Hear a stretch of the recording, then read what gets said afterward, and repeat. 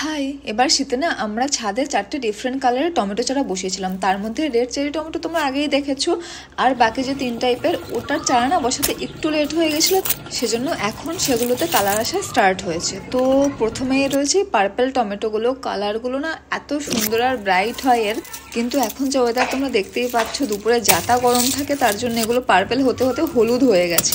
তারপরে রয়েছে ব্ল্যাক টমেটোগুলো, এর কালার মোটামুটি খুবই ভালো এসছে। খুব ডার্ক কালার তো এর হয় না, ওই একটা ব্ল্যাকিশ ভাব থাকে।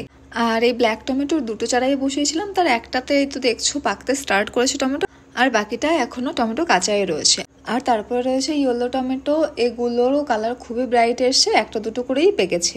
আর যে রেড চেরি টমেটোর গাছগুলো ছিল সেগুলো তো আগে অনেকবার হারভেস্ট করতে দেখেছো, আর সেই গাছগুলো ছাদটাকে না পুরো জঙ্গল বানিয়ে রেখেছিল, তাই কাঁচা পাকা সমস্ত টমেটো তুলে ফেলে গাছগুলোকেই পুরো কেটে দিয়েছিলাম।